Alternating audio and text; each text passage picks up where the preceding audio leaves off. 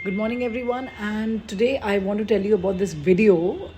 अभी रिसेंटली 2 दिन पहले सिंगापुर के प्राइम मिनिस्टर ने एक स्टेटमेंट आउट किया है रात में, जिसमें उन्होंने बोला है कि mixing religion and self interest politics is not allowed in Singapore. So he warned all the political parties that जो भी टाइप के इलेक्शंस होने वाले हैं आप उसको ऑथेंटिसिटी पे लड़िए, ग्रोथ पर्सपेक्टिव पे लड़िए, अपने एजेंडाज पे लड़िए, but not on the religion basis और the particular interest region. I really loved the speech. If you want क्या मैं डाल ही देती हूँ, इस वीडियो में लिंक में डाल देती हूँ, आप जाके देखो यार उस स्पीच को, क्या बढ़िया बोला है. बेसिकली ऐसा हुआ था कि ही हैज़ फाउंड कि कुछ कंट्री के बाहर के जो कुछ इस्लामिक स्टेट्स हैं जो कि उनको बहुत ज़्यादा सोशल मीडिया पे लोगों को प्रोपोगेट कर रहे हैं, जो सिंगापुरियंस हैं और सेम रिलीजन को बिलोंग करते हैं, कि आप इनको वोट दीजिए ताकि ये आपके रिलीजन को प्रमोट करें. ये बात बहुत दिनों से प्रोपोगेट हो रही थी सोशल मीडिया के ऊपर. तो सिंगापुर ने पहले तो ऐसे सारे एक्सटर्नल जो सिंगापुरीज नहीं हैं उन पे बैन लगा दिया है. You can not see them first of all. ना ही ट्विटर पे, ना इंस्टा, ना यूट्यूब, किसी पे नहीं देख सकते आप वहाँ पर. और ऐसी, और उन्होंने लोगों से अर्ज किया है जो कि सेम रिलीजन में है, चाहे हिंदू हो, मुस्लिम हो, बुद्धिस्ट हो या क्रिश्चियंस हो, कि किसी भी ऐसी पॉलिटिकल पार्टी को सपोर्ट ना करें जो रिलीजन के बेसिस पे आपसे वोट दर मांगती है. मैं ये बोल रही हूँ कि हमारे भारत में ये क्यों नहीं हो सकता. प्राइम मिनिस्टर इतना बोल्ड स्टेटमेंट दे रहे हैं वहाँ के, हमारे भारत में ये क्यों नहीं हो सकता. क्यों नहीं हम यहाँ पर रिलीजन की पॉलिटिक्स ना खेल के ग्रोथ की पॉलिटिक्स की बात करें. हम ये बताएं कि भाई हमारा 5 साल का जो कार्यकाल था उसमें हमने क्या उखाड़ा और ऑपोजिशन पार्टी ने क्या उखाड़ा.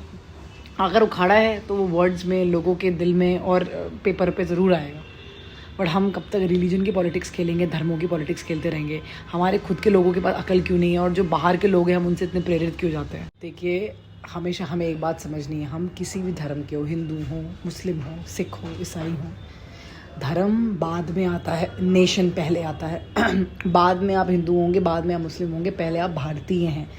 तो कोई और देश का इंसान, भले ही वो आपके सेम रिलीजन का होता हो, बट ज़रूरी नहीं कि उनकी और आपकी सोच मिलती हो.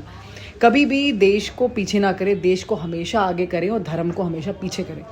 देखिए, रिलीजन जो है वो कहीं ना कहीं स्पिरिचुअलिटी को करने का एक सीधा साधा तरीका है. हम सब जब हम भगवान की पूजा करते हैं या हम किसी धर्म को मानते हैं ना, हम स्पिरिचुअलिटी ही करते हैं, लेकिन एक ऐसी स्पिरिचुअलिटी जो लोगों ने एक्सेप्ट कर ली हो, जो हर धर्म में हो, एक्सेप्ट कर ली. जब पूजा करते हैं या हम नमाज़ पढ़ रहे हैं या हम चर्च में जा रहे हैं, हम क्या कर रहे हैं, हम ध्यान ही तो कर रहे हैं प्रभु का. ध्यान ही तो है वो सब.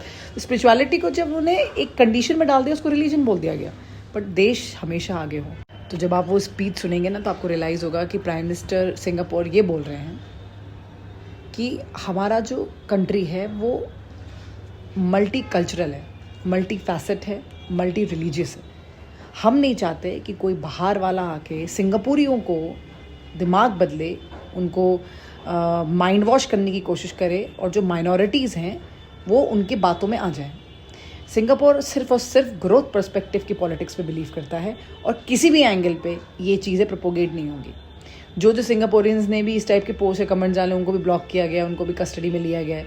ये हमारे देश में क्यों नहीं हो सकता.